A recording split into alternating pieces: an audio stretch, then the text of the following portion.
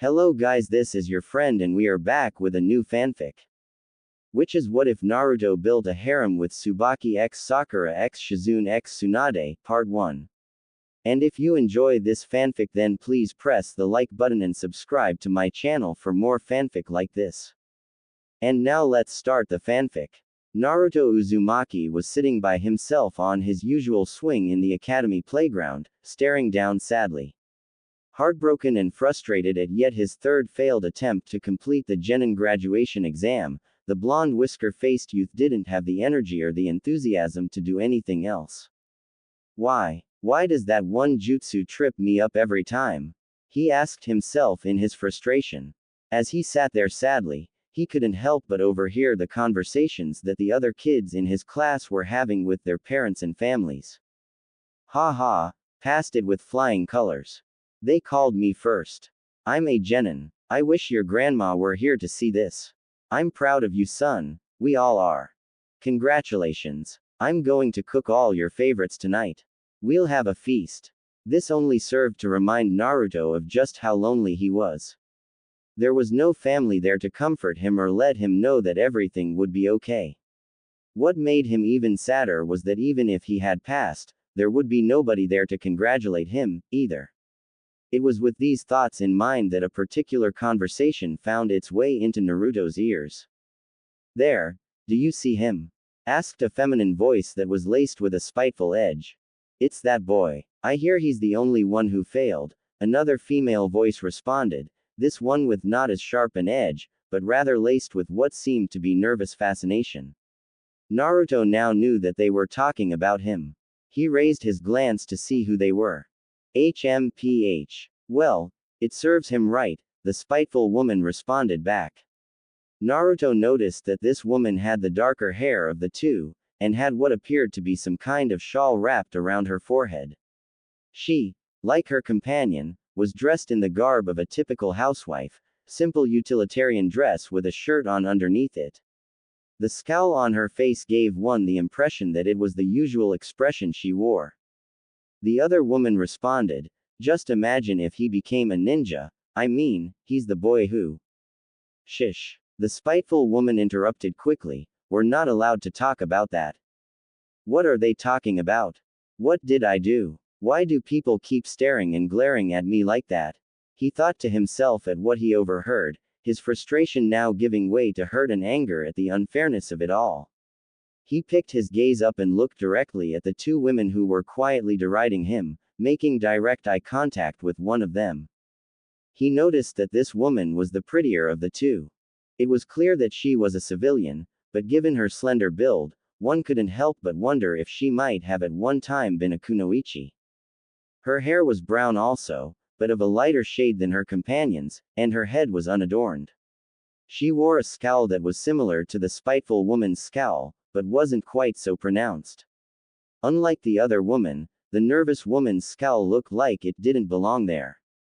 As he continued looking right at her, he noticed a change in her posture and expression when they made eye contact. Tsubaki Kenpi kept her peace at her friend Obara's sharp reminder about the law regarding that boy. She knew what he was. She knew what he carried inside him, and she, like so many others, was content to act as though he didn't exist. Every time she saw that boy in the village, she was reminded of that horrible night, the night that she, like so many others, had lost so many loved ones to the nine-tailed fox's horrific attack.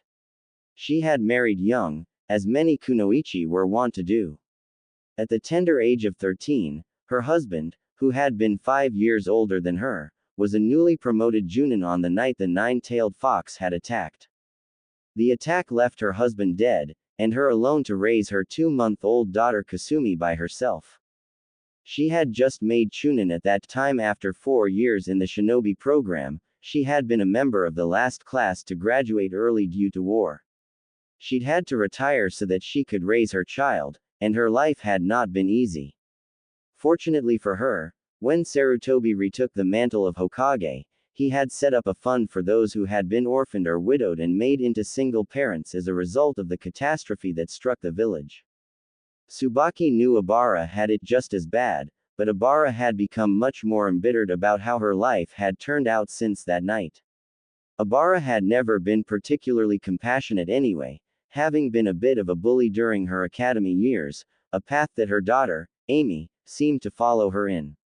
As much as it saddened Tsubaki, she knew that Abara would likely never change, and probably didn't want to. She, on the other hand, had always wanted to be a medical field ninja, as she preferred helping people to hurting them. She remembered reading about the legendary Lady Tsunade's illustrious career as a genius medic and ninja during her time in the academy, but what had intrigued her the most was Tsunade's proposal during the Second Great Shinobi War to institute a medical ninja in every squad. Tsubaki, herself, thought that this was an ingenious idea, and she never really understood why the idea was never adopted. If it had been, who knows how many lives could have been saved on the night of the Nine Tails attack. It was shortly after this last thought that she noticed Naruto looking right at her. Her first impulse was to glare at him, but after a moment of looking directly into his eyes, she saw something she'd never seen before. Those blue eyes were so full of sadness, pain, loneliness, to the point of almost complete isolation. Then she saw even more frustration and anger that stemmed from the sadness, pain and loneliness that he felt. She'd seen those things in her own eyes so many times when she looked into a mirror. It was terrible to feel those things. It was even worse to recognize them when you looked into your own eyes. It made you wonder what others saw when they really looked at you. She always felt exposed when she saw those things in herself, but this was different. She never saw those feelings to such an immense degree in her own eyes. Her face morphed into a confused, saddened frown, before settling into an ashamed one. She averted her eyes from the boy, unable to continue meeting his gaze anymore before she decided to look around for her own daughter. When Kasumi had come up to her, she gave her a phony smile and congratulated her, Kasumi being none the wiser as to what was really going on in her mother's heart and mind. Abara had done the same with Amy when she had approached, although her smile and praise seemed more genuine than Tsubaki's had been. They all walked away to celebrate their daughter's accomplishment, but Tsubaki sent one last look Naruto's way, making eye contact briefly once more, seeing something different this time, confusion and recognition. She quickly put it aside as she saw Mizuki-sensei making his way to Naruto, intent on talking to him about something. Naruto became confused as the woman's face seemed to change. It started with a glare, but then turned into a frown. She became confused, then sad, then she seemed to avert her gaze. Is she ashamed? And of what? She can't be ashamed of what she just said about me, can she? Nobody's ever been ashamed of that, he thought to himself in genuine confusion, trying to solve the puzzle just presented before him. She's probably just ashamed of acknowledging my existence. The rest of the village would rather I wasn't around, so that's got to be it, he thought bitterly, believing he had solved his mystery. Some prompting within him, however, told him to continue watching this woman. He didn't know what it was, and looking back, he could only chalk it up to her abnormal reaction to making eye contact with him. When most made eye contact with him, they usually glared icily, or angrily, but never guiltily. What made this woman so different? Naruto watched with confused interest as one of his classmates, Kasumi, made her way to the woman, telling her, "Mom, how she graduated and how well she did on the Genin exam." She was with her friend Amy, who made her way to the spiteful woman and had the same conversation with her. So that's where Amy gets it, huh? Naruto thought rhetorically. Returning his attention to Kasumi and her mother, Naruto just continued watching. Mom's smile and praise of her daughter seemed forced, as though her guilt was really bothering her. Naruto couldn't wrap his head around it. Why would that be? As they left the grounds, Mom glanced back Naruto's way once more. Naruto's interest gave way to recognition. He could see it in her eyes. She knew how he felt, and it was that realization that made her feel ashamed. He was still a bit confused. After all, how many others looked him in the eye and didn't care? How many others reacted the same way Ami's mother did, believing that it served him right to fail and be alone. His attention was diverted by his silver-haired Chunin instructor's voice calling his name. It was a fact that word spread quickly throughout the Hidden Leaf village about, well, anything of interest to anybody. It became widely known throughout adult circles that Naruto had been tricked by Mizuki that night into stealing the forbidden scroll of sealing. If some rumors were to be believed, he had learned an A-rank forbidden kinjutsu from the scroll before being caught, and eventually used it to save Iruka-sensei's life. As a result, he had been allowed to graduate, and for some reason, this had made Tsubaki smile. It made her smile even further when she heard that he was on the first genin squad that Kakashi Hatake, of all people, had passed and taken on. It was as though Kami herself was giving the boy a break, as well as some vindication, from the labels and the treatment that people had given him, people like herself. Shame and guilt would come anew when she remembered how she used to treat him. She just couldn't get those haunted, lonely eyes out her mind. As it was right now, she was going to and fro within the village, running errands here and there. Kasumi hadn't passed her Junin sensei's test, and was now currently repeating her final year at the academy with her best friend Amy. Since Sasuke Uchiha had graduated, Kasumi no longer seemed as focused as she was before, as though her reason for being there was now gone. Tsubaki feared for her daughter, and for Amy. She knew all too well that fangirls usually didn't last long as kunoichi. Time and time again, she had seen or heard tale of fangirls being captured, abused, raped and killed, all the while, expecting and praying that their knight in shining armor would come and rescue them. She certainly didn't want Kasumi or Amy to end up like that. She only hoped that she and Obara could talk their daughters out of this phase they were going through before it was too late. Right now, the chances of that happening looked pretty bleak, mostly because Obara and Amy weren't really on good talking terms since she failed her genin test. Kasumi usually went in whatever direction Amy went. Amy just had that kind of presence. If she could focus her efforts and attentions constructively towards becoming a true kunoichi, she would likely do very well, becoming Chunin quickly. Amy could lead people, of that there was little doubt, it was just that she usually led them in bullying others. There he was again, that boy, Naruto. She just watched as he and his two teammates suffered through a D-rank mission, walking the Inuzuka dogs. It would seem that whenever Naruto got involved in something, he jumped in with both feet.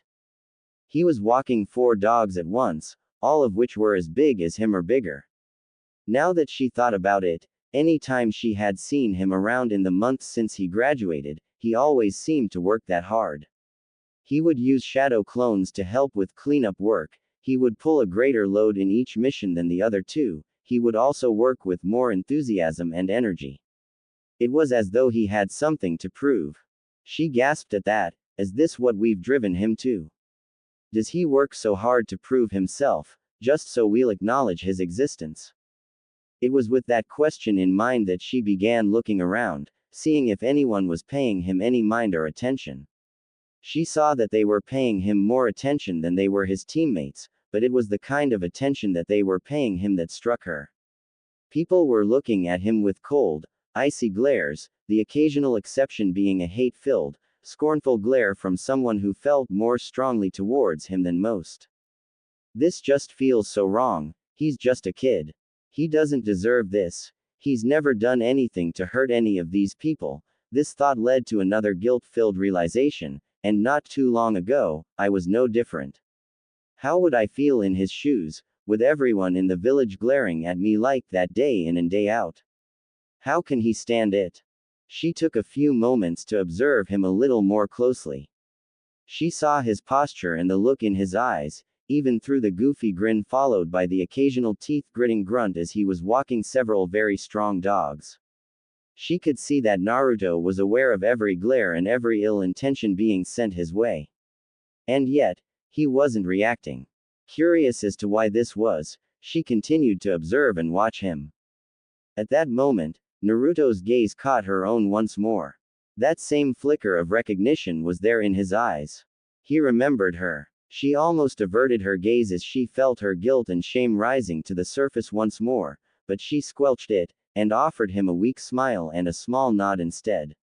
Naruto frowned in what seemed to be confusion at this before being taken off his feet by his current mission and dragged through the streets, both his teammates yelling at him all the while. I wonder why she smiled at me this time, Naruto mused to himself after the dogs he was walking had finally stopped dragging him. Sakura had already bonked him on the head for being his typical knuckleheaded self and making their mission take longer, while Sasuke just smirked and gave him the typical barbs, loser, dead last, idiot. Thinking about her smile, which he found to be quite becoming, now that he thought about it, brought a genuine smile to his face. It wasn't often that he received smiles from the villagers, and he found the experience to be quite pleasant, to say the least. Upon hearing his teammates calling his name, he pasted his phony grin back on his face before turning his attention to them and running in their direction so that they could get paid. Tsubaki had heard the most astonishing rumor, and was dying to verify the truth of it. That Naruto boy was involved in the defeat of an A-rank rogue ninja, and one of the 7 ninja swordsmen to boot. Apparently, he played a pretty major role in it, too. As she talked with people and listened in on others, there was one thing that she noticed, and she was noticing it more and more these days. Whenever there was a rumor of Naruto doing something good or performing some great deed, the almost habitual response was disbelief. It was annoying her to no end. These people couldn't claim to know Naruto any better than she did. But here they were, jumping to the conclusion that Naruto couldn't have had anything to do with performing a service for the village. It was always about how he was a loser, or no good, or whatever the current nonsense happened to be. When Tsubaki had gotten home from running her day-to-day errands, she sat down in her living room and thought to herself, is that how I used to be? Was I that bad? Did I talk about him the same way? I don't remember saying too much about him, and I used to avoid talking about him or thinking about him, but, when I did, was I saying the kinds of things that these people are saying, now? As she pondered this, she found she didn't like the idea of having been that judgmental. Any time she saw him out and about now, she would offer a smile to him, and that simple gesture seemed to make his day. While grateful that she could be of such help to him, the wrongness of the whole situation bothered her. If a warm, friendly smile did that much for him, she was reminded of the hard truth that he didn't get that many friendly smiles, and from what she could see, he was a very friendly young man. She would see him spending time with the honorable grandson and his 2 friends, and even giving them some training in the form of playing ninja. She had a few chances to listen to some of the advice that Naruto offered them from time to time, and was rather astounded at how wise his advice was. The villagers were wrong about him. She had been wrong about him, and it was time that she did her part to try to put things right, or to at least clear up the labels and misconceptions that he had been unfairly given. She would make it a point from here on to either avoid such conversation, or in situations where it was unavoidable, to attempt to correct such errant viewpoints where she could. This kid's amazing. Time and time again, he seems to pull major upsets and accomplish the impossible. Tsubaki thought to herself as she just heard the latest. Naruto, the major underdog in the Chunin exam preliminaries, had defeated his opponent Kiba Inuzuka. It would seem that Naruto always would be the #1 unpredictable ninja in the Hidden Leaf Village, whether for good or ill, whether because of his ability to pull off the most insane pranks imaginable or to make seemingly impossible situations reality. It was with this in mind that her eye caught the boy once more, eating lunch at Ichiraku's ramen stand, and he was with someone. Wait a minute, isn't that Master Jiraiya, the Toad Sage? I wonder what Naruto's doing with him, she mused, intrigued by what she saw. Apparently, the 2 of them were just finishing lunch as she saw them paying their bill. All right, kid, back to it, she heard Jiraiya exclaim with gusto. Naruto groaned in response, muttering something about lazy perverts being no help in training at all.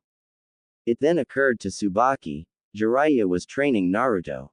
This brought an astonished, yet grateful smile to her lips. It was great for Naruto that someone finally seemed to be taking a positive proactive interest in him, and it was even better that the interested party was none other than Master Jiraiya, arguably the strongest hidden leaf ninja alive. As she walked off, she once again made eye contact with Naruto, and once again, there was that flicker of recognition in his eyes, but this time a small smile followed. She smiled back, and this time offered him a shy wave with the fingers of her right hand. Naruto's smile widened as he waved back before leaving to catch up with Jiraiya. Tsubaki and Obara were sitting together at the Chunin exam finals. Things had become a bit tense between the two of them in the past few months, over a couple of sensitive topics: their daughter's lack of proper preparation for the shinobi world, and Naruto Uzumaki. It was Naruto that was the focus of their thoughts right now, as they were both watching him fight Neji Hyuga, and he was once again the underdog. I still don't get why they let that punk graduate and be a genin. Obara said in her usual spiteful tone, this time with a darker, almost hateful edge. You know, I really don't get you anymore, Obara. Tsubaki exclaimed, her frustration finally reaching its limit. What do you have against him? He's never done anything to you. He's never done anything hurtful or bad to anyone in this village. The most he's done that might be considered trouble is pull off harmless pranks, and since he's been a ninja, he's done nothing but serve this village. He works harder at his missions than any other genin I've ever seen. So, answer me, what do you have against him? Obara looked at her friend in shock. Where had this come from? She always agreed with her before about that good-for-nothing punk. What do you mean, what do I have against him? You were there that night. You lost your husband, too. Obara responded in indignation, fortunately being drowned out by the noise of the crowd. And just how is that Naruto's fault, huh? Did he ask to be born that night? Did he ask to have his resident sealed inside of him? Has Naruto ever shown that he's anything like his resident at any time? Tsubaki asked indignantly, taking care to use certain catchwords to make her point while not breaking the law. Does Naruto behave like that in any way? Have you ever taken just a few moments to watch him? Or is it just easier for you to blame him for what your life is like right now instead of taking responsibility and moving on? Obara looked stricken at that. Not having an answer, Obara grew sullen and angry, bringing her attention back to the match. Tsubaki did the same, only to watch as Neji got into stance for his next attack, the gentle fist art, 8 trigrams, 64 palms. HMPH. Let's see that punk get himself out of this one, Obara said, in her usual spiteful tone as Neji opened up on Naruto, striking him with precision and closing off his tenketsu points, cutting him off from his chakra. Tsubaki gritted her teeth angrily at her friend's unwarranted spite. As Naruto went down, Obara seemed to smirk in satisfaction, only to grit her teeth as he got up again. Tsubaki, on the other hand, began to worry for the boy. She breathed a sigh of relief when Naruto got to his feet and showed that he intended to continue fighting. Both she and her companion began to get nervous, however, when Naruto seemed to start drawing on the Nine Tails chakra. What's going to happen now? Tsubaki thought worriedly. Obara simply sat there, glaring at Naruto in fearful anger. They both continued watching as Naruto maintained control of himself, continuing his fight with Neji, which ultimately ended with both of them knocking each other across the stadium with enough force to make craters in the stadium grounds. As Neji got out of his crater and stumbled over to Naruto, Obara chuckled darkly, while Tsubaki worried for Naruto while at the same time hoping that Naruto would get back up. After hearing Neji's diatribe about the reality of a failure, and then watching Naruto explode from the ground and connect with a strong uppercut, knocking Neji into the air and backwards about 30 feet, she grinned ecstatically. Somehow, she knew that Naruto would pull off a victory, and she was happy beyond words to be proven right. It was what happened next, however, that would burn itself into her memory forever, and begin to awaken feelings she never thought she would have toward the boy. Naruto responded to Neji's embittered acknowledgement of his defeat. For the record, I failed the graduation exam 3 times, 'cause there was this one jutsu that was always on the exam, and it tripped me up every time. It was the one jutsu that I just couldn't master. Tsubaki was listening intently, hanging on every word that came out of his mouth. She didn't know why, but for some reason, she had to know what he would say. Naruto continued, "My clones were pathetic. That's right, I flunked the shadow clone jutsu every time. So don't come whining to me with this destiny stuff, and stop trying to tell me you can't change what you are. You can do it, too, 'cause after all, unlike me, you're not a failure." The proctor called the match, declaring Naruto the winner. The crowd erupted in applause, giving Naruto the standing ovation he greatly deserved. Tsubaki, one of the very first to stand, began to cry, overwhelmed with admiration towards Naruto, and still feeling a bit ashamed of herself at how she once agreed with Obara about him. She clapped fervently, grinning widely, and lost in her own thoughts. "Naruto, how could I have been so blind? How could I have looked down my nose at someone who has such incredible strength of character? Who are you, Naruto Uzumaki? I don't know, but I mean to find out." With this, she resolved to seek him out after the Chunin exams were over. She still didn't know why, nor did she even know what she would say to him once she found him, but for some reason, she felt compelled to seek him out. She found herself evaluating the fight between Naruto and Neji, and what struck her the most were the differences between their characters, perspectives and viewpoints. Neji had been callous, cruel and arrogant, looking down his nose at Naruto, never bothering to even call him by his name, instead using names such as loser, failure, worthless, and impudent little brat. What made it worse was that Neji's arrogance had drawn the rest of the audience in, as well. Naruto had been completely written off as the loser of the fight by this crowd, simply because Neji's overconfidence had drawn the crowd to this conclusion. Naruto, on the other hand, didn't back down, but never did he respond even in kind to Neji. Even now, when Naruto had more than earned the right to gloat over his clearly defeated opponent, he wasn't doing so. There was no disrespect or condescension in his voice at all. He was a gracious winner, and even went so far as to try to spur Neji on to change and better himself. Tsubaki looked over at Obara once more, and her smile dropped at what she saw. Obara hadn't gotten up with everyone else. She hadn't even applauded Naruto's hard-earned victory, but rather just sat there with her arms folded on front of her and the same ever-present scowl on her face. This time, though, she could see a trace of shame in Obara's eyes as well. Obara was looking downward slightly, as though she knew she was wrong to have such hateful anger towards Naruto, but was still unwilling to let it go. Maybe it's time that I reevaluate my friendship with Obara, Tsubaki thought to herself, disappointed that Obara could hate someone, a child, no less, that much, especially knowing that she had no right to hate him at all.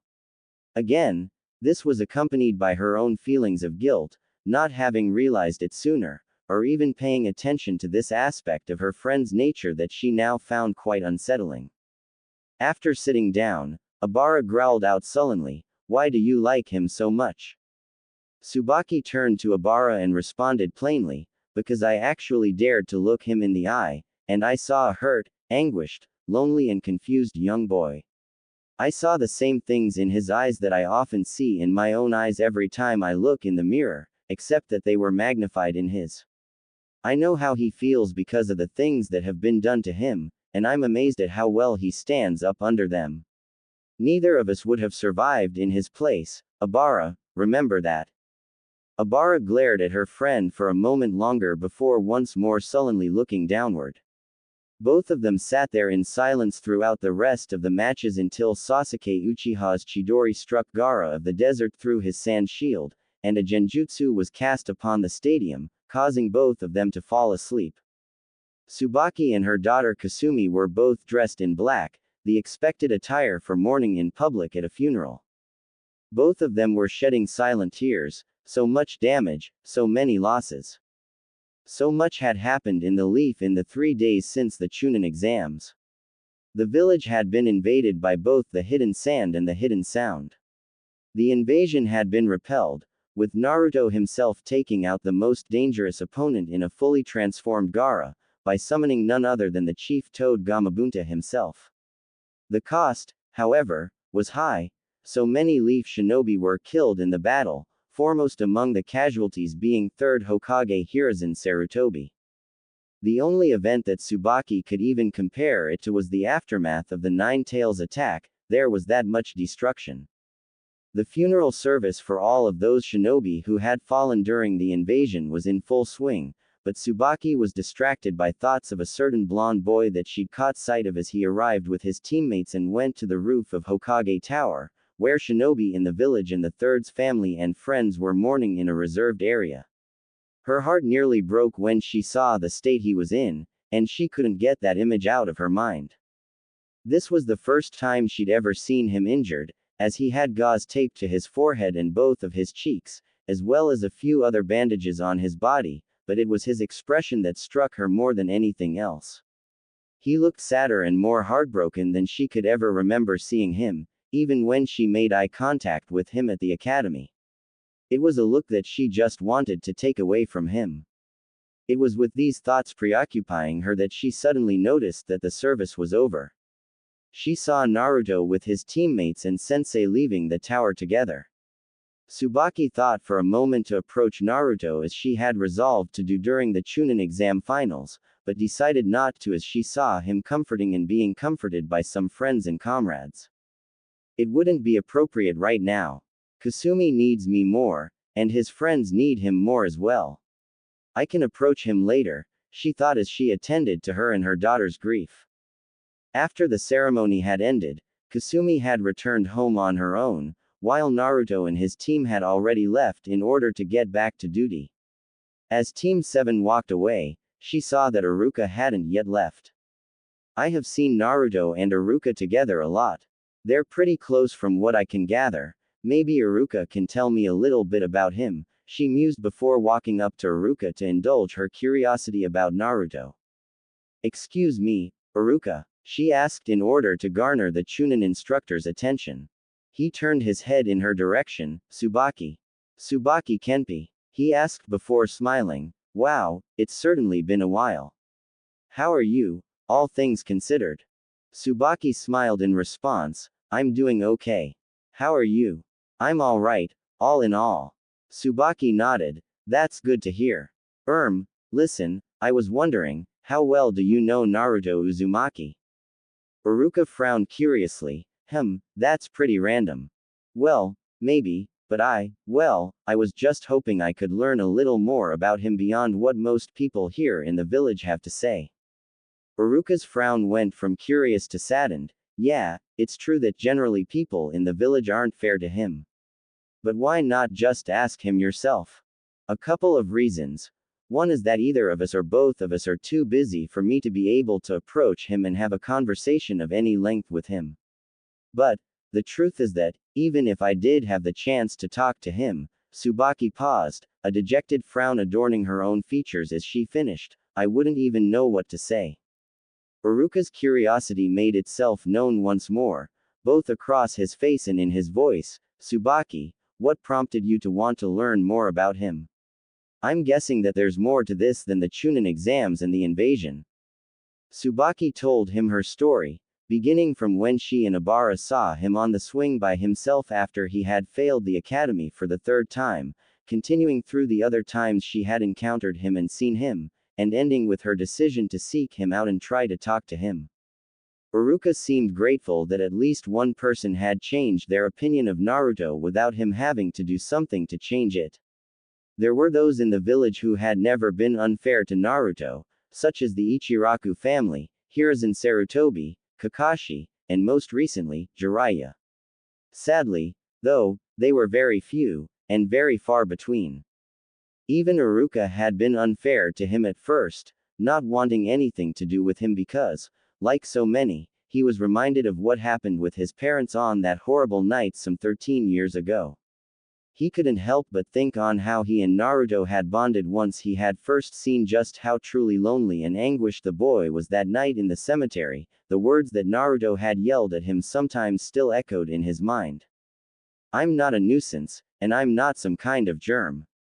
I have a name. My name is Naruto Uzumaki. Tsubaki was the first person he had talked to who had changed her opinion of Naruto simply because she saw a lonely human being, not because he did something spectacular, confrontational, or anything like that. You know, it's funny, Iruka began in response to her. As close as Naruto and I are now, it took Naruto getting in my face and yelling at me before I saw him as more than a simple reminder of the Nine Tails.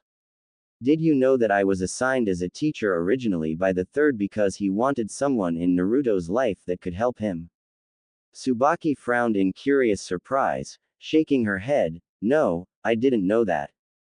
Iruka smiled nostalgically, relaying the tale of how he and Naruto grew close, how at first, he ignored him and acted like he didn't matter, how Kakashi told him that the reason he needed to somehow reach Naruto was because he was the only one who could.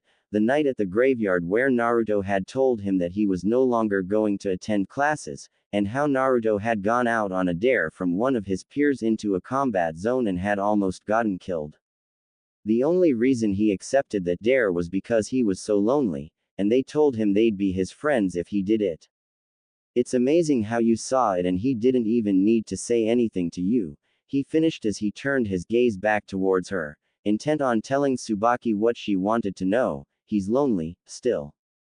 I only wish I had more time to give to him, now. I love him like a little brother. He smiled at the thought before continuing, Naruto's a truly unique and amazing person. He never gives up, either on himself, or on anyone else. Once he sets his mind to something, he'll stop at nothing to achieve it, and his goals are so lofty and noble. Of course, you know that he's determined to one day be Hokage, right? Tsubaki nodded. Well, let me tell you, Iruka continued, the more I see him, and the more I watch him grow, I can't help but think that one day he's going to do it. Tsubaki's eyebrows shot up in surprise upon hearing this. Iruka pressed on, the truth is that so many people write him off at best, or outright hate him at worst, but he has this strange power, for lack of a better word, but it seems to fit because he's the only person I've ever known who's like this. You can't get to truly know Naruto and not eventually come to like or love him. He can become friends with anyone, it doesn't matter who they are, or where they're from. He's also fiercely protective and loyal towards his friends and loved ones. Iruka turned his gaze in the direction that Naruto had walked off in as he finished. Tsubaki, if you want to know what to say to him, just say whatever comes to mind. If you can't think of anything to say, knowing Naruto the way I do and judging from what you've told me, he'll somehow find a way to start a conversation. Tsubaki pondered his words for a while before nodding. Iruka, thank you for your advice. I think I'll do that. Before long, both of them said their farewells to each other, Iruka leaving to prepare for class the following day, Tsubaki on her way home to begin preparing dinner for herself and her daughter. Thoughts of just what she might say to Naruto once she encountered him racing through her mind. She was back. Lady Tsunade, one of the legendary Sannin, the queen of elixirs and slugs, the world's greatest medic, was back in the Hidden Leaf, and she was going to be the fifth Hokage. Tsubaki had tried to find Naruto after her conversation with Iruka, but by the time she'd finally tracked him down, Master Jiraiya had already taken him out of the village on some kind of training trip or something. Now, though, the stories were flying about how Naruto was with Jiraiya and Tsunade when they faced down Orochimaru, and about how it was ultimately Naruto who convinced Tsunade to come back to the village to be Hokage. Tsubaki's hero was back, and it was Naruto who brought her home. It was reported that they were a short distance away from the village gates, and they would be walking through the streets any minute now on their way to the Hokage Tower. Tsubaki was waiting in eager anticipation, not only to see her hero again, but to see Naruto as well, who was becoming a bit of a hero to her as well. Shortly afterwards, the sounds of cheering could be heard from the direction of the village gates. They had arrived. The cheering grew louder as those closer to Tsubaki caught sight of Tsunade and party. It wasn't much longer before Tsubaki saw them, and there was Naruto running up to walk right alongside them, all sporting a mile-wide grin. Tsubaki noticed that this grin wasn't like the phony, goofy grin she'd see on his face when she usually watched him. He was genuinely happy at that moment.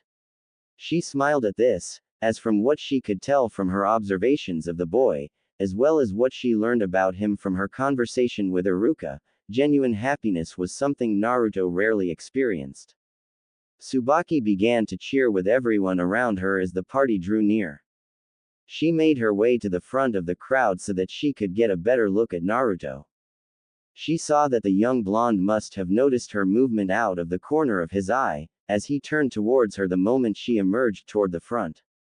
Smiling even wider, and nodding and waving at him again, he closed his eyes and waved back once more before turning his attention back towards the trio that he was following. Tsubaki noticed that a few of those around her started looking her way, mostly in confusion, probably wondering how she and Naruto seemed to know each other. She just shrugged it off and continued cheering with everyone else. Tsubaki was frantic with worry. Naruto had just been brought back to the village by Kakashi, and from what people knew, he was very badly injured. Apparently, Sasuke Uchiha had either defected from the village to join Orochimaru, or he'd been kidnapped and forcibly taken to him, and Naruto was one of those who were sent to bring him back home. When she had heard tale of his injuries, and that he had just been brought in and admitted to the ICU of Hidden Leaf Hospital, she started running all over town, talking to anyone she knew and trying to find out as much as she could. What happened? How did he get hurt so badly? Just how badly is he hurt? She kept asking herself over and over again. Even her daughter had taken notice of how out of character she seemed to be acting, and as Kasumi wasn't the most perceptive girl on the planet, this spoke volumes concerning Tsubaki's current state, more to herself than to anyone else. She didn't care. The only thing she cared about was finding out about how Naruto was doing, and seeing if she could help him in any way. After finding out very little on the streets, she decided to go to the hospital to see what she could learn. When she spoke to the reception desk in the main lobby, the attendant seemed quite saddened and worried herself.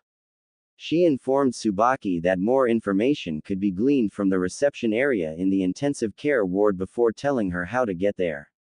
Thanking the woman for her information and directions, she immediately proceeded to the ICU to gather what other information she could. When she arrived, she found the ward to be a whirlwind of activity. With how quickly all of the staff and orderlies were running to and fro, she could only draw one conclusion: Naruto apparently wasn't the only new arrival.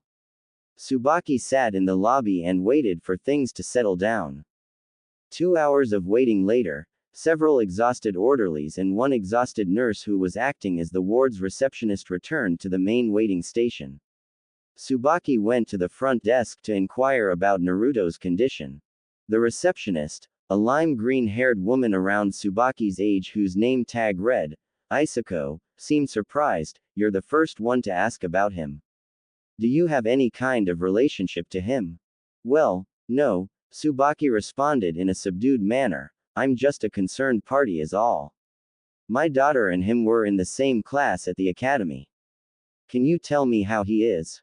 The newly identified Isako broke down his injuries for the woman: 2 separate piercings through his right lung by either a large, wide weapon or a jutsu of some sort, chakra depletion, a fractured skull, several broken and displaced ribs, 6 fractured cervical vertebrae, severe blood loss and a cleanly fractured left tibia. Tsubaki gasped at the severity of his injuries and began to cry, but Isako reassured her. "Don't worry," Isako said calmly to show her reassurance. "His tenant apparently heals his body at an accelerated rate. Most of his injuries are already healing. From what we hear from Lady Tsunade, he'll be out for a few days, but he should be up and around after about a week or so."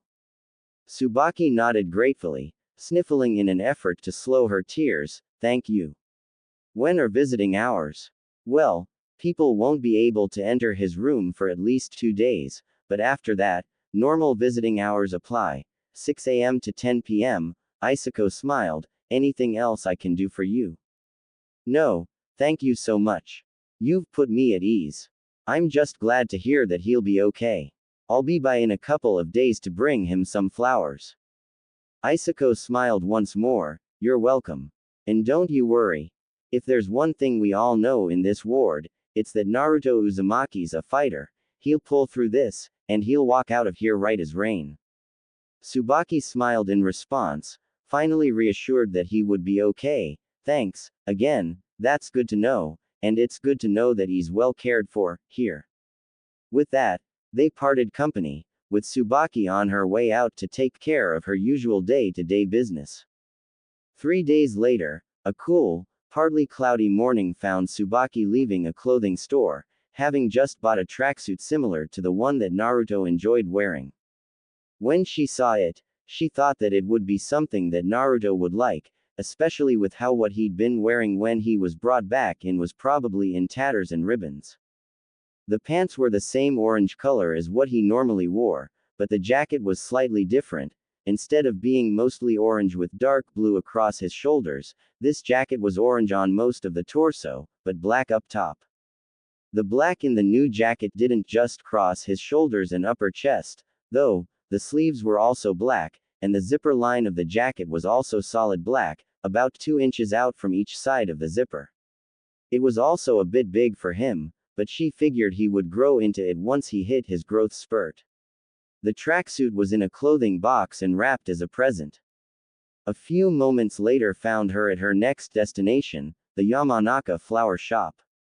Entering the store, she heard the bell chime as the door moved, alerting the attendant on duty that a customer was entering. A moment later, one Ino Yamanaka came jogging into the sales floor. Hello, welcome to the Yamanaka flow. Oh hey, you're Kasumi's mother, aren't you? She piped out inquisitively with a smile. Yes, Ino, that's right, Tsubaki responded, returning the girl's smile. I'm here to get a small bouquet for a hospital patient. Okay, well, give me a minute to put something together for you, Ino responded cheerfully. Tsubaki waited patiently, watching Ino work. If it was one thing the girl knew well, it was how to put together a beautiful floral arrangement. Kasumi had complained to her mother about Ino's talent in that regard when they took the kunoichi-only classes together in the academy. The bouquet was a beautiful circle of white lilies surrounding a single sunflower in the center, all placed into a vase. Tsubaki requested a particular bright orange one that caught her eye. So, who's the patient you're going to see? Ino asked curiously. Oh, no one you need worry over, Tsubaki responded tactfully, and thanks for preparing this for me. You're welcome, Ino responded with a smile, hiding her disappointment well. Tsubaki quickly paid for her bouquet and left, wishing Ino a good day on the way out. Ino responded in kind before resuming the tasks of keeping the store presentable and the merchandise fresh. Half an hour later, Tsubaki entered the hospital and made her way directly to the intensive care ward, gift and flowers in hand. When she arrived, she saw that Isako was on duty now as well. She saw Tsubaki and recognized her immediately. With a smile, she stood up and bade Tsubaki follow her, leading her directly to Naruto's room. As they approached the room, Isako stopped and turned to Tsubaki. Brace yourself, she warned, Naruto's pretty banged up right now. But I promise you, he will be fine. Okay. In fact, she extended her hands in Tsubaki's direction. Why don't you let me hold those for now? Tsubaki nodded nervously, afraid of what she might see once the door was opened and she was admitted in. Handing the vase and present to Isako, she opened the door herself and entered the room. Upon sighting the patient that she was there for, she gasped and cried out in surprise and horror, bringing her hands up to her mouth.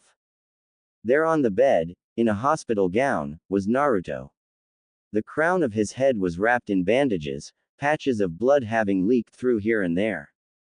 His face was severely bruised and swollen in places, freckled with scratches and gashes.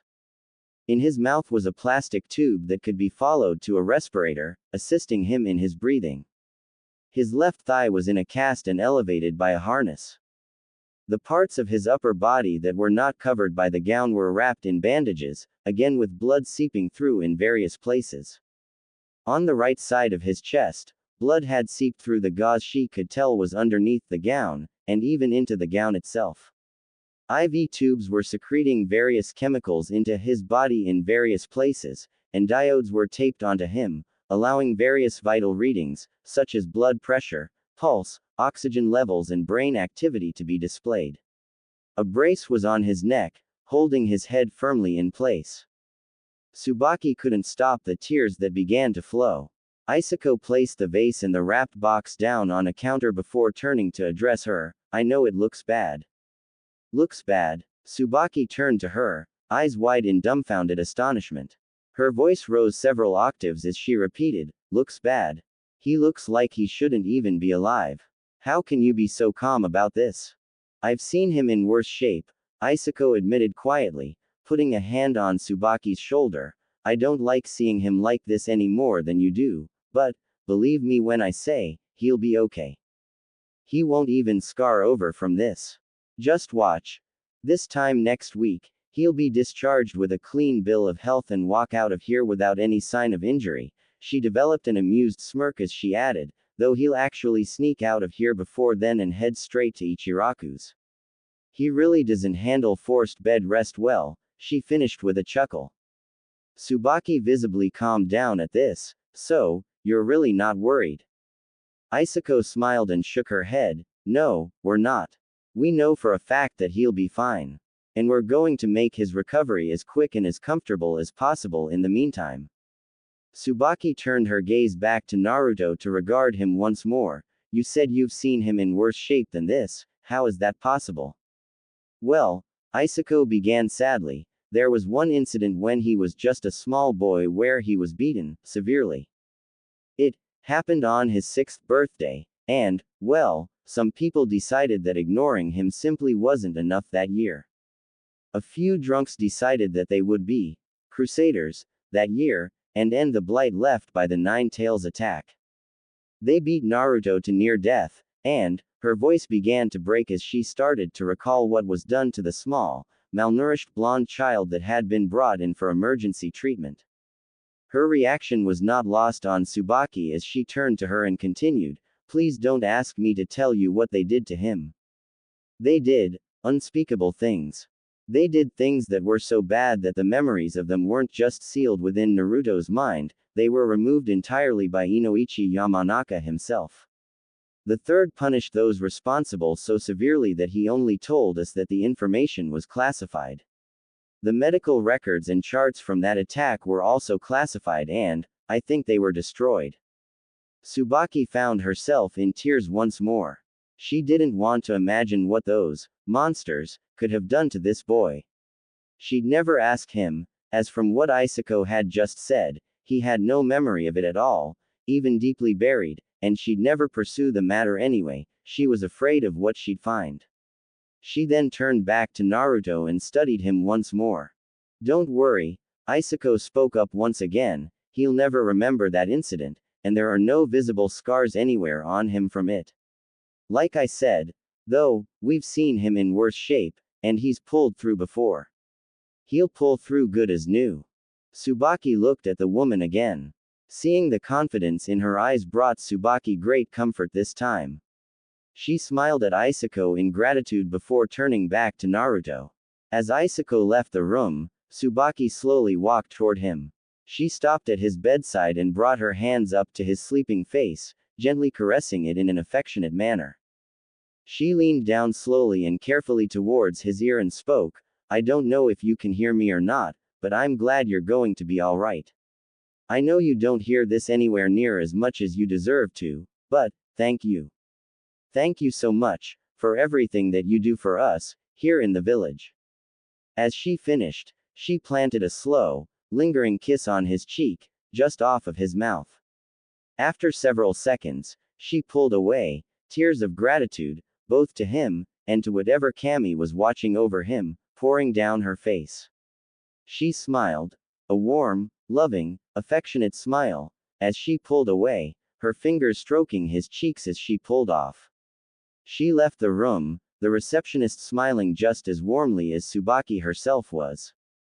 Maybe it's time I returned to active duty and pursued that dream I had of being a medical ninja again, Tsubaki mused to herself, thinking on the idea of making herself useful once again.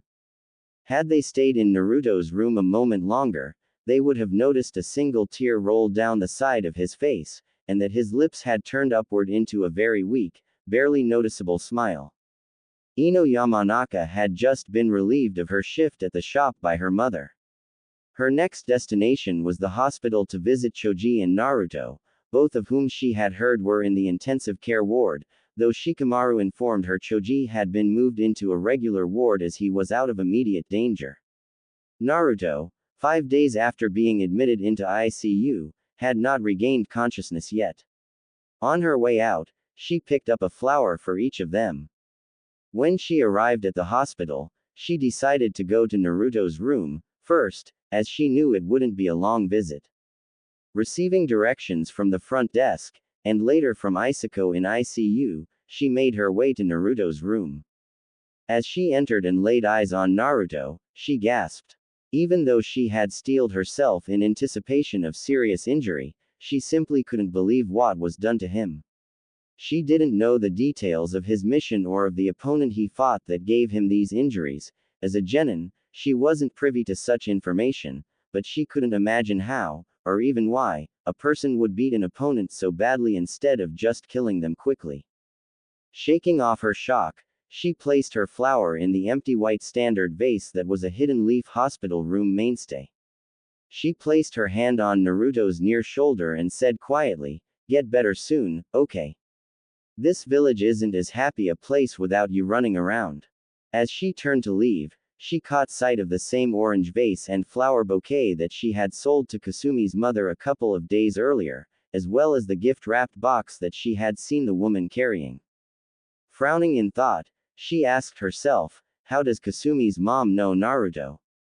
I didn't know she cared this much about him. After thinking about it for a few moments, she decided to let it go. She had seen the way that a lot of people in the village had looked at Naruto, and she'd also heard the whispers. She decided that it wasn't important why someone like Kasumi's mother, who she thought had disliked the blonde, now cared about him. What was important was that she cared now. Nodding to herself, and satisfied with her conclusion, she left Naruto's room to go visit Choji and keep him company for a while. Naruto finally woke up. He had no idea how long he'd been out for. The only thing he knew was that he hurt, a lot. As his eyes adjusted themselves to the light in the room, flashes of what had happened prior to waking up here started coming back to him. Sasuke, his curse seal, horrid, monstrous hand-like wings on his back, his skin having that sickly gray pallor, a Chidori being shoved through his chest, being pile-drived from several hundred feet up. From there, it got a little hazy, as he could only remember seeing red. Not wanting to dwell on these images any longer, he tried to look around and get his bearings, only to discover that he couldn't turn his head. After a while, he figured out that he could at least roll his body just a little, allowing him to use his eyes to cover the remaining angles so that he could see the room he was in. He took in the various trappings and fixtures of the room, and it dawned on him that he was in the hospital. At that moment, the smells of sterilization and medicine seemed to make themselves known, as did the blips and bleeps of various medical monitors and devices. He could hear the bleeps beginning to vary in rhythm and tone, indicating changes in readings and activity.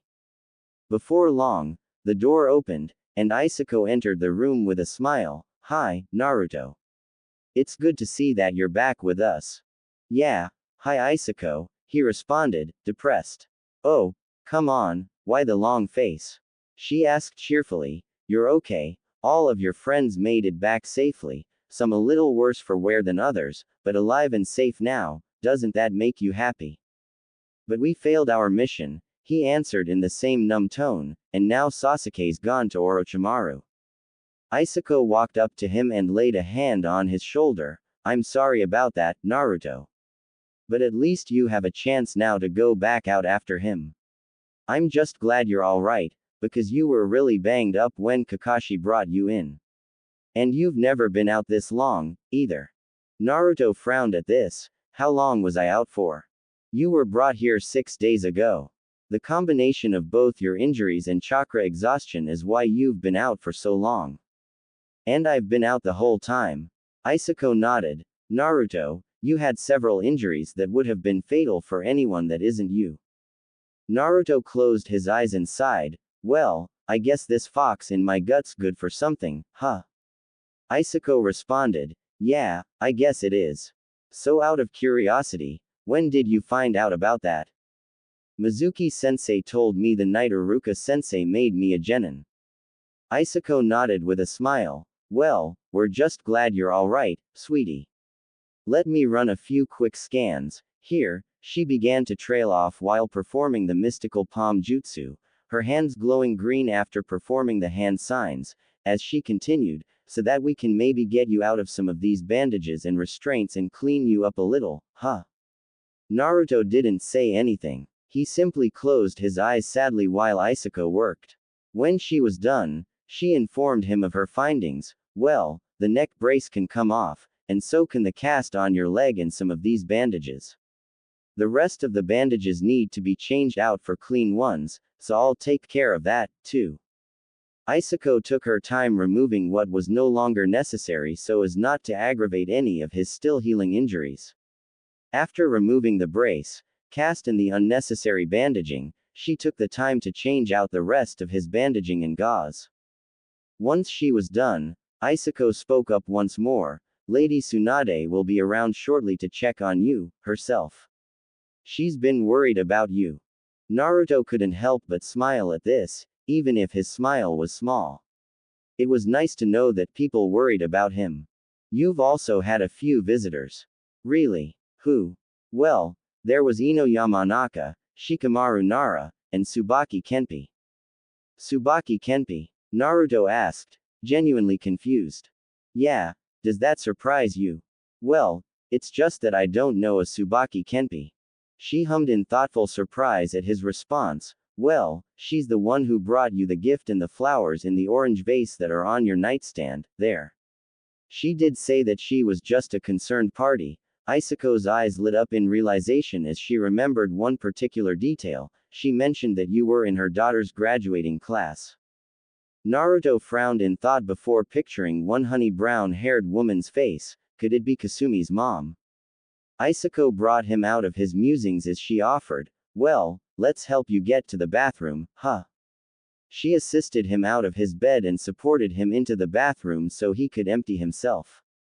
Once he was done, she helped him back into bed and updated the chart that was on the clipboard hanging at the foot of bed. Well, I'll leave you be for now. The Hokage will be here shortly, okay? Naruto nodded with a weak smile as Isako left the room. Left to himself, he looked at the vase and the gift-wrapped box on his nightstand. There was also a get-well card sitting on them. Picking up the card, he opened it and read the hand-written message inside. Naruto, I know you don't know me, but I'm glad to hear that you're going to be alright. I hope you like the gift I brought for you. It's a little big for you right now, but I know you'll grow into it in no time at all. I hope you get better quickly. And I also want to thank you for everything you do for this village, much of which we don't deserve from you. You're in my thoughts and prayers. Please, take care. Tsubaki Kenpi. Naruto was touched by the card's contents. His eyes welled up in joyful gratitude at the gesture. He put the card down and picked up the gift box. Tearing off the paper, he opened it to see a track suit similar to the one he normally wore, but with more black in the jacket. He thought it was the coolest thing ever, but boy, that Tsubaki lady wasn't kidding when she said it was a little big. Regardless, she got him a present, and grow into it, he would. He placed the track suit back into the box and closed it up. A smile adorned his face as he waited for Tsunade to show up. True to Isako's prediction, Naruto had sneaked out of the hospital for a trip to Ichiraku Ramen. 4 days after her visit to his room, Tsubaki saw Naruto, still in bandages all over his body, literally being dragged out of his culinary haven by those same bandages by none other than Lady Tsunade's apprentice Shizune. In addition to the bandages, however, he had also been wrapped in a straitjacket. Naruto was protesting loudly that he was fine, and that he felt fine, while Shizune was firmly telling him that he wasn't, regardless of what he said. Shizune also added, somewhat teasingly, that she would allow Naruto to get some ramen, once he was all healed, to which Naruto protested even more loudly, saying that he was fully healed already. Tsubaki couldn't help but laugh heartily at the comical scene being played out before her. At the same time, she was relieved that he was conscious, and he didn't seem to have any overt signs of the injuries he had suffered just 1 week ago. It made her happy to see that he was in good spirits, and that he wasn't letting the things that happened to him get him down. Having caught the infectious smile that Naruto always gave her once more, she continued about her business with a noticeable spring in her step.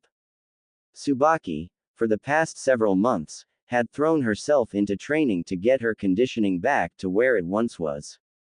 Part of this was just to be of service to the village, but it was also to inspire both Kasumi and Amy to put forth greater effort by showing them what a real kunoichi trained like.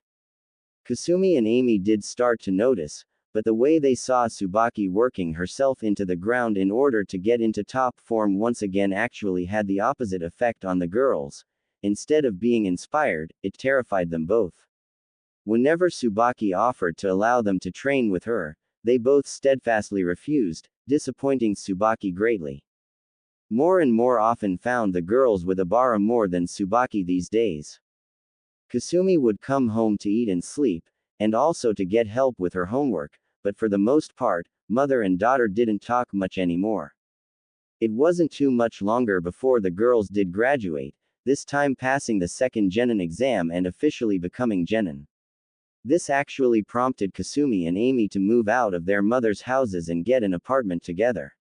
Kasumi, for some reason, didn't really bother coming around anymore. Tsubaki could only guess it was because Kasumi needed to keep her own little idealistic view of what it meant to be a kunoichi up for as long as possible. On the one hand, Tsubaki couldn't exactly blame her. Children wanted to keep their cheerful, naive, innocent view of the world for as long as they could.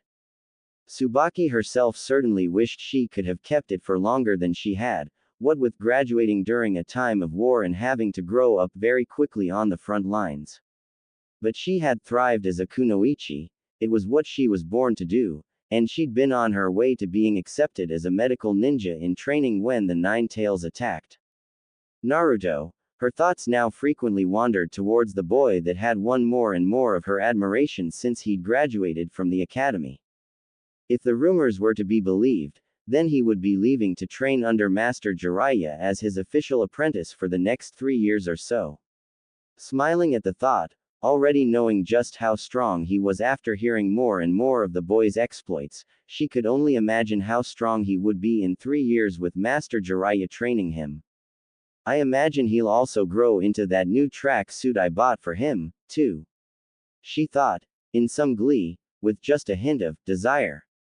Okay, Tsubaki, let's not get ahead of ourselves, here, she told herself, reining her thoughts in, though the smile on her face at the thoughts she'd been having stayed there.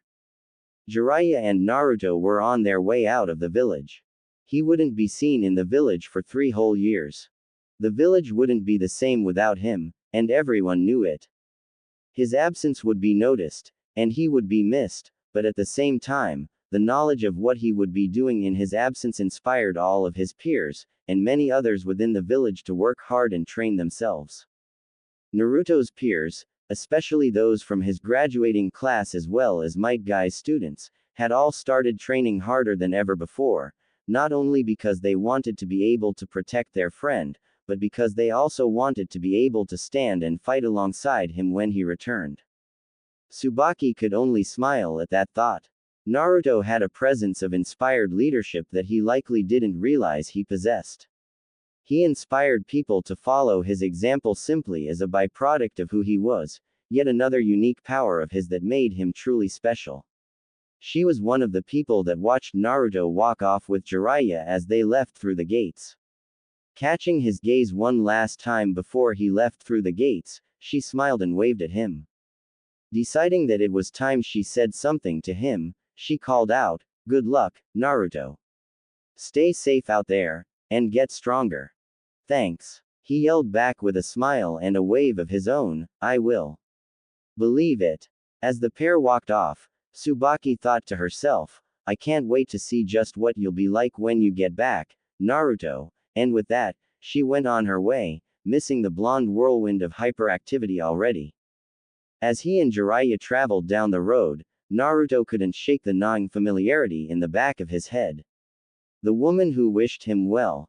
He recognized her as the mother of his old classmate Kasumi, and he had also remembered seeing her around the village, smiling and waving at him. She was one of the more genuine people in the village about her friendliness towards him, that much he could tell, but there was something else. Why can't I figure out what this feeling is? What is it about her voice that comforts me? He asked himself in frustration. What's eaten you, kiddo?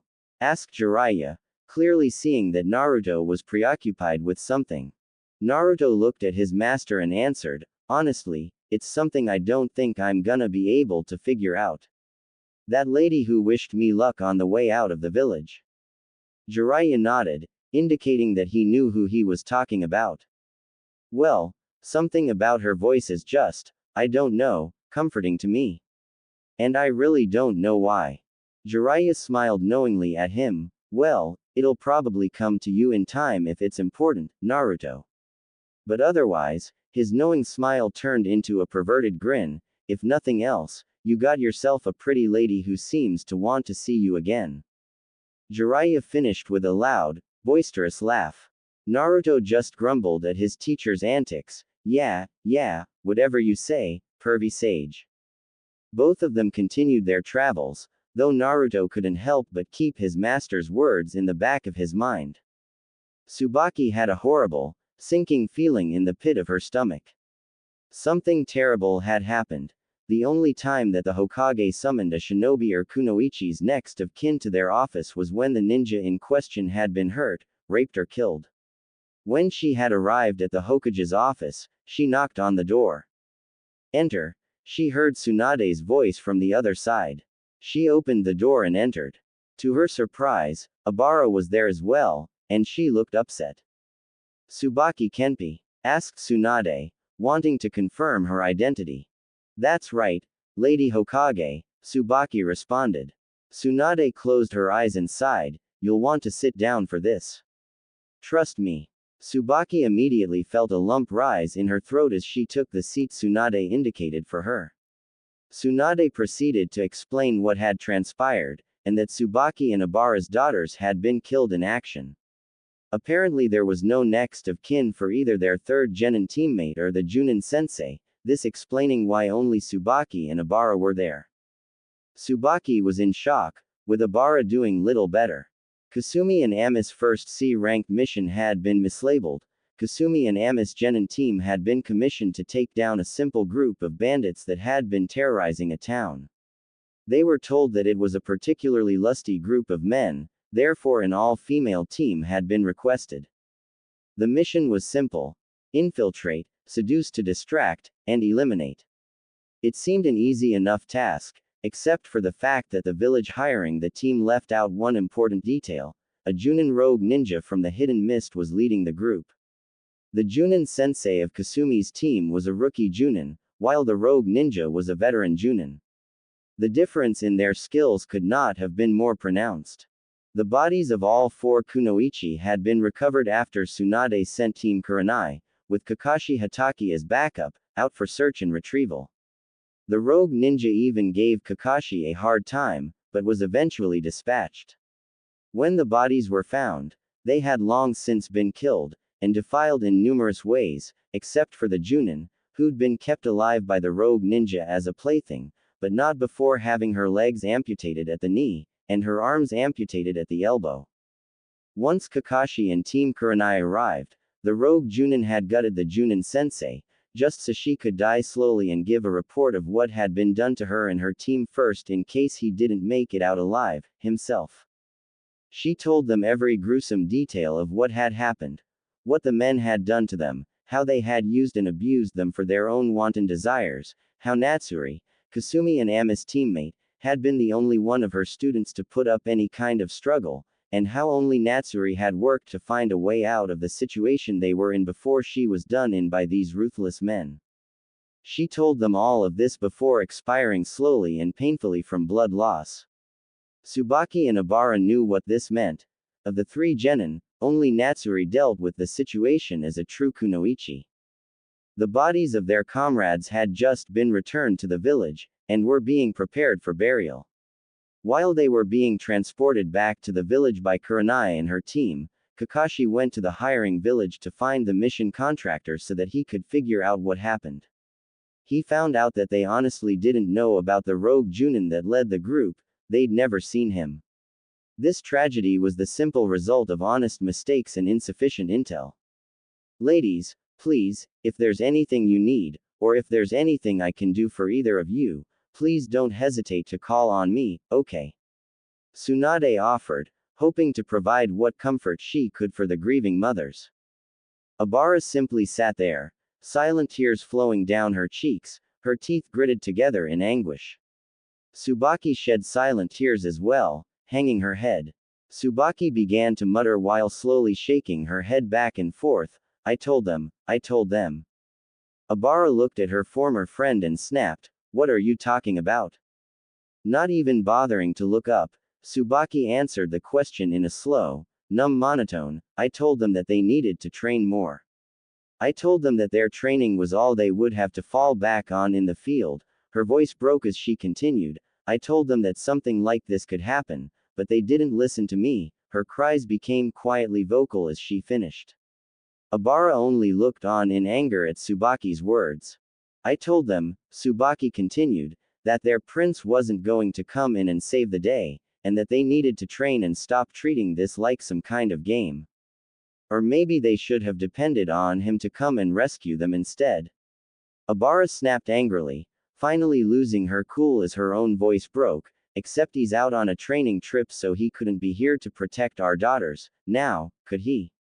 Tsubaki, on impulse, stood up, and drummed the other woman hard across the face, knocking her out of her seat. Don't you dare blame Naruto for something that he had no fault in. The only ones to blame for this are the men who killed them. But as hard as this is for you to accept, and as cruel as it might sound, the fact of the matter is that Kasumi and Amy should never have been kunoichi to begin with. They were Uchiha fangirls in the academy, and they never grew out of that. This would have happened eventually anyway, so stop looking for someone to blame. And don't you ever use Naruto Uzumaki as a scapegoat in my presence again. Do you understand me? Holding her hand to her reddened cheek, Obara looked at her former friend in shock, before her shock turned to anger. She was about to retort and retaliate before Tsunade interjected, Obara. Obara turned to the Hokage, who continued, I agree with Tsubaki, quite frankly. And while I do sympathize with the fact that your life's just been turned upside down, I will not sit idly by and allow you to slander one of my best shinobi. Take it from someone who knows. If you don't change your perspective, and if you don't find the strength to take proper responsibility for yourself, you'll end up bitter, old and alone, with nothing but regrets. Now, if there's nothing that you need at the moment, please leave. If you need anything else, my door is open to you, starting tomorrow. Tsunade looked at Obara very pointedly, letting her know in no uncertain terms that any further outbursts on her part would not be tolerated. Obara collected herself, narrowed her eyes into a glare, and left without another word. Once she was gone, Tsunade looked at Tsubaki, genuinely impressed with how she stood up for Naruto. She hadn't known a lot of people who would do such a thing in the village since she had taken the reins as Hokage. Following this, she let out a frustrated sigh. Barely a month has gone by since he left, and already people are forgetting all Naruto's done for them. Tsubaki simply turned her gaze back to Tsunade and explained, that's not it, Lady Tsunade. Obara's always hated Naruto, just because seeing him reminds her of the fact that she lost her husband in the Nine Tails attack. Well, that explains her animosity, Tsunade remarked. Tsubaki shook her head in disagreement, no, it's just her excuse. The truth is that she's just not a kind or compassionate person. She never was. She's one of those people who need somebody to blame, and Naruto's burden gives her an easy target. I lost my husband that night just like she did. Both of us were left widowed with infant daughters at 13 years old. We were both Chunin, and we had to resign from active duty so we could be home with our children, so in a sense, we lost our careers that night, too, but none of that is Naruto's fault. I'm ashamed to say that I once shared her point of view, until I actually saw who he was behind the goofy facade he puts up. Tsunade's eyes narrowed curiously. Really? What did you see? Tsubaki recollected the tale of how she saw Naruto on the tire swing as the only student in the academy who didn't graduate with his class, and how at first, she only saw him as the boy who had the fox in him. She shared about how she looked him in the eye, only to see feelings and emotions that she knew quite well.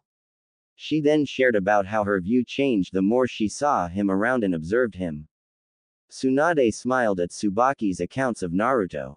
Even Tsunade herself had to let Naruto grow on her, and it took Naruto standing up to protect her on both a broken leg and a torn quadricep.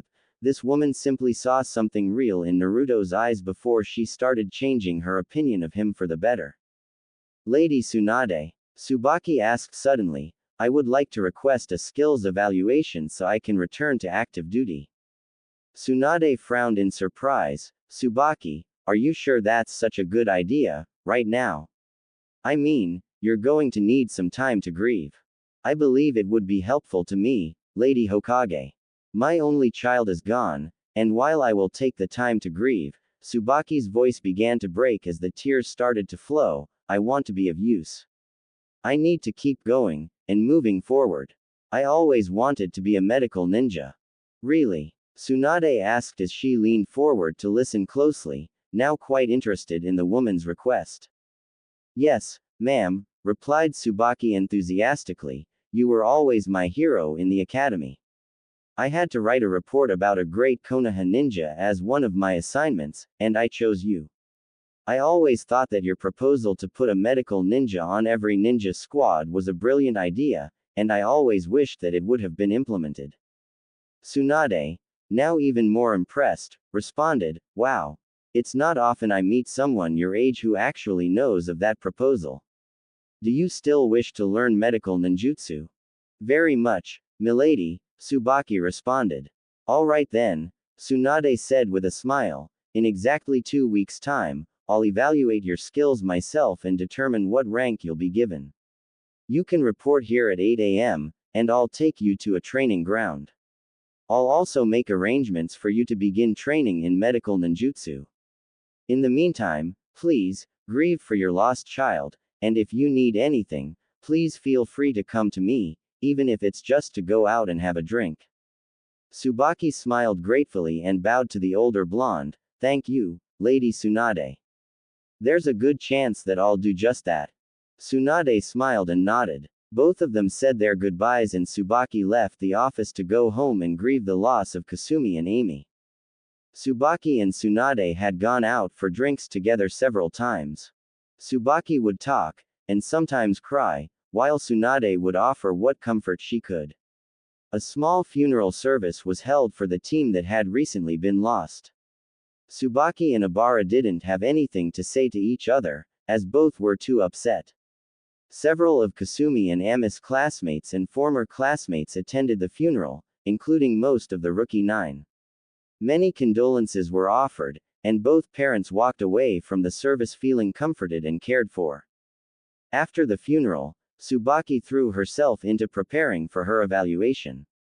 When the time came around, Tsunade evaluated her overall skills, and allowed her to return to active duty at her previous rank of Chunin. Instead of the typical housewife's garb she was known to wear, she could now usually be seen in standard Chunin attire. Green flak vest, black shirt and pants, though she chose to go with skin-tight, form-fitting variations of the outfit, black ninja sandals, and a black headband that she wore around her waist as a belt. Her conditioning was now plain for all to see, muscles in all the right places, just enough to make her own curves a little more prominent. While she was always slender, She now looked quite fit. Throwing herself into her work, she requested missions immediately upon being processed back into the shinobi program. In addition to receiving standard field missions, Tsubaki threw herself into training, both in the medical field and her other skills. She found that her chakra was aligned primarily to water, and so began chakra nature training exercises to learn to better control water. Might Guy, when available, coached her taijutsu and physical training to improve those aspects of her skill set. She also spent a good deal of time in the shinobi library, pulling what resources she could find to improve her overall chakra control, learn new jutsu, and possibly find an additional element that she could train once she got the hang of her water chakra affinity. This said nothing of her devotion to her medical training, however. She threw herself into it with a vigor that even Sakura Haruno, Tsunade's newest apprentice, hadn't displayed. Shizune was awestruck at the woman's work ethic, having seen that she had somehow crammed and mastered 2 years' worth of medical theory and jutsu training into 8 months. When she had brought Tsubaki's work to Tsunade's attention, Tsunade had approached Tsubaki and offered her additional study material. She also expressed her regrets that she couldn't take Tsubaki on as an apprentice at that time, because one apprentice was already quite a handful, especially on top of being the Hokage. Tsubaki, grateful for anything she could get, jumped at the chance to study Tsunade's material, wrapping her arms around Tsunade on impulse, before remembering herself and sheepishly apologizing. Tsunade waved off her apology, and Tsubaki ended up taking her abilities in medicine and medical ninjutsu to new heights. Tsunade, at first, was ecstatic about Tsubaki's zeal to learn and master the skills she was being taught. Her joy became laced with curiosity as she saw Tsubaki's drive only grow. 2 years into Tsubaki's medical training, the blonde Hokage invited Tsubaki out for a drink again. Once they were at the bar with plenty of sake to go around, Tsunade began the conversation. Well, Tsubaki, I can't recall ever being so impressed with a medical ninjutsu student as I am with you. Even considering that Sakura is learning directly under me, and your studies are mostly self-directed, the fact that your skills as a medic have surpassed Sakura's own is nothing short of spectacular. So what exactly is it that's driven you to work so hard since returning to duty? Naruto Uzumaki, Tsubaki responded without shame or hesitation. Tsunade pondered, intrigued, what about him exactly? Well, he does so much and works so hard for this village, just so that people will acknowledge his existence and treat him with the same respect that the rest of us get as a matter of common courtesy. He deals with so much, and yet he still wants to help others. Uruka Yumino once told me that Naruto has a special ability that allows him to befriend just about anyone he crosses paths with. She trailed off for a brief moment. I can attest to that, firsthand, Tsunade admitted. But then, Tsubaki continued, he also has this strange aura of leadership about him. Tsunade raised an eyebrow at this, prompting Tsubaki to explain, he inspires others to follow him, simply as a byproduct of who he is and the example he sets. He works so hard to protect all of us. I think it's only right that the rest of us do what we can to be in a position to fight alongside and protect him, too. I never really thought of it like that, about the leadership quality, I mean, Tsunade admitted, but you're absolutely right. That is what's been going on with his friends since he left with Jiraiya. I'll tell you, Naruto, he just makes you want to bet on him, you know what I mean. Tsubaki nodded, understanding Tsunade's point. Tsunade quietly noted the expression on Tsubaki's face, it was almost wistful. She was wearing an involuntary smile that gave her a faraway look. Tsunade was even able to note the ever so slight blush on Tsubaki's cheeks, even though she hadn't had that much to drink. She decided not to comment on it, but some part of Tsunade told herself that despite how outlandish it might seem at first glance, this woman that had become her friend in the last 2 or so years would be a good fit for Naruto's life. In what capacity, she couldn't really tell, but she could see that both of them would benefit from knowing each other and being close. So, how close to Naruto are you? Tsunade asked curiously. Actually, I don't really know him on a personal level. We've never actually had a conversation. This surprised Tsunade greatly, and it showed. Then how is it you seem to know him so well? Just keen observation skills, I guess, Tsubaki responded honestly, but the more I think on it, it might be more that I'm looking at what's really there, and not just seeing what I want to see. Her tone took on a slight edge. It frustrates me to no end how blind people can be. I was blind as well, for a long time, but, I don't know, when I looked into his eyes for the first time, I saw a human being there, and a very lonely one at that. Tsunade nodded sadly. I'm ashamed to admit that I didn't even notice that about him until you said something to me that first time we talked. It's funny. I pulled out some pictures that I had of him, and I noticed something. In every picture where he smiles at the camera, his eyes are always closed. It made me think that he's a lot more perceptive than we've ever given him credit for. I always thought it was just him being happy and oblivious, but now, I can't help but wonder if he knew what he was doing in trying to hide his eyes from the world. She trailed off as she reflected on those images. Tsubaki just nodded sadly and sighed, before commenting once more, you know what's funny? Ever since the Chunin exam finals 2 years back, after what I heard him say to Neji Hyuga after beating him, I've been wanting to talk to him and find out more about him. I just want to know who he really is. What stopped you? Tsunade asked, genuinely curious. Circumstances, believe it or not, she said with an ironic chuckle. When I was coming, he was going, or the other way around, and at the times where neither of us was coming or going, it just wouldn't have been appropriate to have such a conversation. I guess I just came to accept the fact that if I want to have that conversation with him, I'll have to be patient and wait for the opportunity to present itself. I suppose so, Tsunade admitted, but I believe your chance will come. I hope so, Tsubaki replied with a smile. I really hope so. I'm home, everyone. Naruto Uzumaki has returned to the Hidden Leaf Village. Could be heard throughout the streets, in Naruto's voice, no less. He's back, Tsubaki asked herself excitedly, snapping her head around to gaze in the direction that the great announcement seemed to originate from. Where is he? What does he look like now? Oh, I have to go see. She wasted no time, taking to the rooftops to quickly find him. After catching sight of him standing atop a post, she gasped.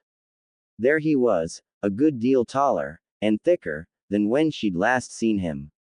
And he was wearing the track suit she'd bought him all those years ago, too.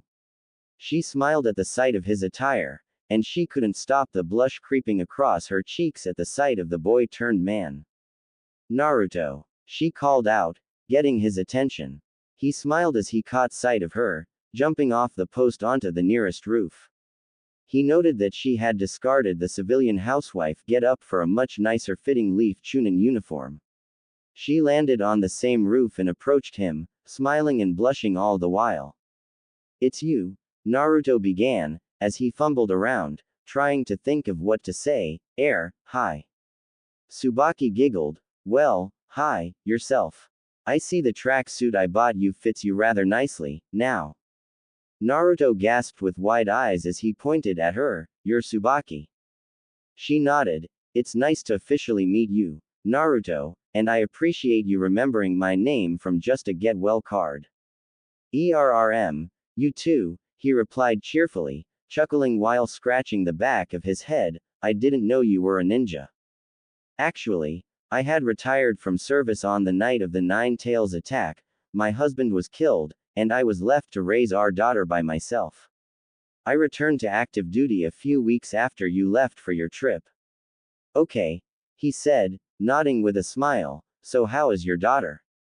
Her face fell at that. Naruto immediately noticed and offered an apology. I'm sorry, if that's a sore spot for you.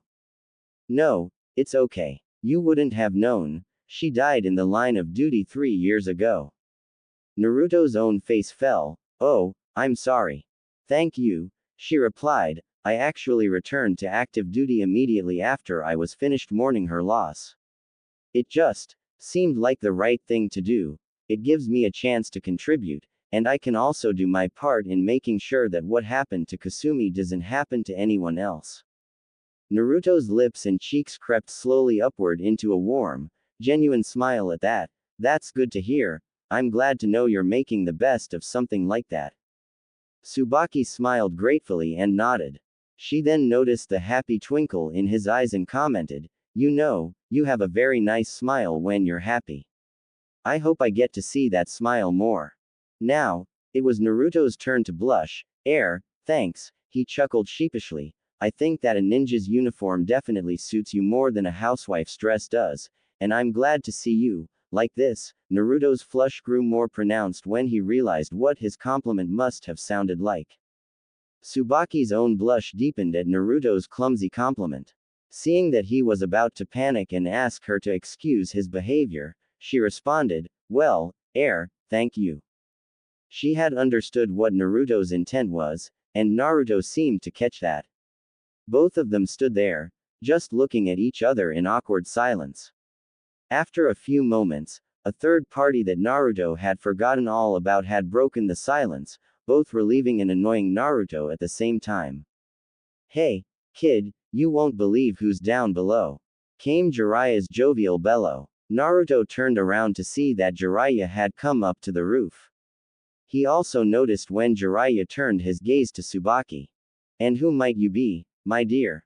Jiraiya asked, immediately flirting with the honey brown-haired Chunin that had been engaging in conversation with his pupil.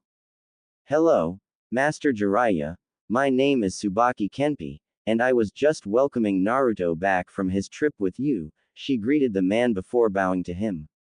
Jiraiya turned to Naruto and gave a perverted grin, putting his arm around Naruto's shoulders. "Not bad, kid. Not bad at all. This one really is a looker." Naruto began to sputter at Jiraiya's blunt and direct analysis of the situation that he and Tsubaki had entered. Tsubaki, being a tactful woman, replied, "Thank you, Master Jiraiya.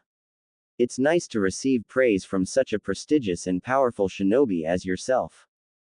Naruto's face faltered while Jiraiya's chest seemed to puff out. "Well, of course, I am the man to make all women swoon everywhere," he bellowed with a laugh. Tsubaki seemed to adopt a knowing smirk as she continued, "But, as far as male company and companionship goes," she walked over to Naruto, grabbing his arm opposite the side Jiraiya was on and finished, "I'd prefer Naruto here to you." Naruto's face fault became even more pronounced, a tomato red blush now covering his entire face. Jiraiya just gave an agonizing yell and started crying anime tears. After a few moments, both Naruto and Jiraiya recovered. Jiraiya spoke up with a snarky smile, "Well, as much as I would like to leave the two of you alone to continue engaging each other," his smile fell as he became a little more serious. "Naruto, we do need to report back in. Besides, Sakura and Konohamaru are down below waiting for you." Naruto smiled at that, nodding to his master. Turning back to Tsubaki, he took his leave. "Well, Tsubaki, I hope we get to talk more sometime." She smiled and responded with a nod, "I'd like that. How about we get some lunch or something tomorrow?" "Sounds good. You like ramen?" "Yes, I do," she responded with a laugh, "and I can only imagine that you must be biting at the bit for Ichiraku's." "You'd better believe it," he responded. "Tomorrow at lunchtime, then." She nodded, "I'll see you then, and, welcome back, Naruto." "Thanks, Tsubaki. It's good to be back." Naruto jumped down to the street on the side of the building where Sakura and Konohamaru were, while Tsubaki jumped down the other side of the building to the street one block over. Looking at the time, she began to make her way to the hospital to start her shift in half an hour. On her way there, she crossed paths with Abara, who seemed to be shopping and running a few errands. Abara stopped with a double take as she saw her former friend, a woman she hadn't seen since Amy and Kasumi's funeral service. She gaped as she saw Tsubaki, dressed in Chunin attire. "She must not have known that I returned to active service," Tsubaki thought to herself. Tsubaki offered a weak smile and a nod to Abara. Abara, in response, cast her gaze down and slightly away from Tsubaki before turning and going back about her business. Saddened for the woman, Tsubaki continued on her way to the hospital. Naruto couldn't deny that he had changed. He'd had time to think on a few things while he and Jiraiya had been traveling from place to place. He'd had a chance to discuss a lot of life experiences with Jiraiya, who in turn wasn't stingy with him in that department. Both of them were able to laugh with each other at getting tied to the stump at the end of the bell test. Both of them were crushing hard on girls who would beat the crap out of them simply because they were in the mood too, though unlike Naruto, Jiraiya would admit that it was his perverted leers and antics that would bring Tsunade's wrath upon him most of the time. Sakura, on the other hand, would hit Naruto just because she felt he was getting in the way of her pursuit of Sasuke, or he'd just done something to annoy her, whether or not it was actually her concern. The more time away he'd had from the village, the more he was able to see certain people for who, and what, they really were. Sakura hadn't so much as left him a get-well card when he had come back from the Sasuke retrieval mission, and even though she tried to cheer him up while he was there in the room, she had mainly come by to find out the full story of what happened to Sasuke. In contrast, a woman who had only seen him on the street a handful of times not only brought him flowers and a card, but a gift as well. When he had thought of these things, his interest in Sakura started to wane rather quickly. He eventually found himself asking what it was he ever saw in Sakura to begin with.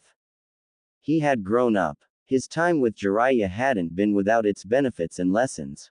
He was able to learn from Jiraiya's own mistakes with Tsunade, as well as from Tsunade's reactions to Jiraiya.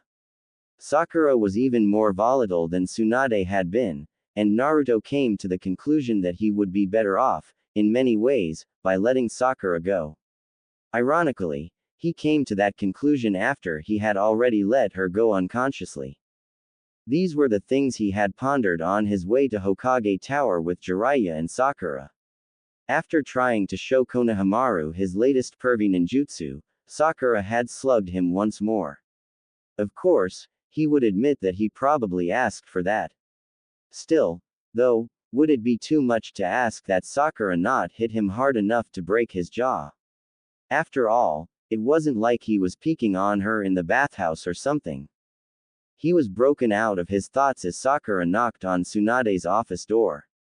The three of them entered when the command was given, and from there, he and Jiraiya gave Tsunade an update on Naruto's training. Tsubaki was waiting for Naruto to show up at Ichiraku's. She had gotten there at 11:30, just half an hour before noon, so that she could be sure she wouldn't miss him. The more she thought about this, though, the more awkward she felt. What would she say to him? What would they have to talk about? Would he even show up? It wasn't like they knew each other, after all. Hey there. Tsubaki heard from behind her. Turning around, she saw Naruto. He came to meet her, after all. He was also wearing that same smile she liked so much yesterday, that genuine smile that showed he was truly happy. She smiled back, both with relief and with happiness that he was there. Hi, she said right back, have a seat. I haven't ordered yet. I was waiting on you to get here. Naruto nodded and took the stool immediately to Tsubaki's left. The two of them exchanged a few pleasantries before Tsuki came to take their orders. As Tsuki saw Naruto, he beamed, hey there, kid. Welcome back. I had no idea that this fine young lady was referring to you when she mentioned she was waiting for someone. You've gotten a good bit bigger since I last saw you. Thanks, old man. I sure did miss your cooking, though. I would have been here last night, but I wanted to be in bed early enough to make sure I'd be here on time after what Kakashi-sensei just put me through. Music to my ears, my boy. So what can I get you? First rounds on the house to welcome back my favorite customer. Both of them ordered miso ramen, Naruto with his usual additions, fish cakes, a boiled egg and extra barbecued pork. As they received their meals, Tsubaki and Naruto found it quite easy to talk to each other. They started with Naruto's second bell test with Kakashi that went well into the wee hours of the morning, and just finished a few hours ago. Tsubaki shared about her return to duty since he had left the village, while Naruto told her about his adventures with Jiraiya while traveling from place to place, many of which seemed to end with the two of them being chased out of town by angry towel-clad females because Jiraiya just couldn't keep himself from doing research. Surprisingly to Naruto, Tsubaki found those particular tales absolutely hilarious, especially when Jiraiya couldn't get away fast enough. After spending time getting to know each other a bit, an Anbu suddenly appeared. Uzumaki, he quickly said, the Hokage requires your presence right away. Naruto, seeing the seriousness of the situation, nodded. The Anbu vanished in a puff of smoke at his response. Naruto turned to Tsubaki and began to explain, but she waved him off before he could say anything. Missions come first. I do understand, she explained reassuringly. Listen, most of my time on duty is spent at the hospital. You know Isako, right? In ICU. Naruto nodded, prompting Tsubaki to continue. She can always tell you where I am. So if you want to drop by and talk some more after you get back from your mission, I'll be waiting for you, okay? Naruto smiled and nodded. Well, gotta run. I'll see you soon, Tsubaki. Looking forward to it. With that, Naruto left the stand and made his way to the Hokage's office at top speed. Naruto was currently in a hospital room with a cast on his arm. From what Tsubaki had been able to gather, Naruto had just finished creating some new super jutsu that had sliced up some of the chakra coils in his arm. They could still be healed, which relieved Tsubaki. She wouldn't want him to lose his ability to mold chakra. It had been, a few months, since they'd had a chance to talk. It was the day after Naruto had gotten back with Master Jiraiya when they'd had lunch. Having just been promoted to Junin, Tsubaki was now taking on more special case patients. When she heard that Naruto had been admitted for observation and for a few checkups on his arm, she jumped at the chance to be his attendant. It would give her a chance to care for him, and also to spend some time with him as well, as he had been going on mission after mission with almost no downtime.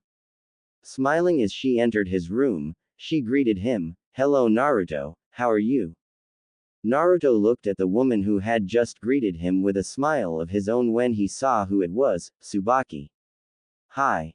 She was dressed in semi-civilian garb, attire that medics typically wore when not out in the field, and not in surgery. She was dressed in a cream-colored form-fitting blouse with a turtleneck collar over a crimson skirt that ended a few inches above her knees, and high-heeled ninja sandals. Her headband was around her neck, indicating that she was on duty as a ninja. She wore her hair in a ponytail that began at the base of her neck, giving the hair on her head a framing effect around her face, which was highlighted with natural shade eyeshadow and lip gloss of a medium pink. She was the epitome of an attractively dressed professional woman, tasteful, yet slightly provocative.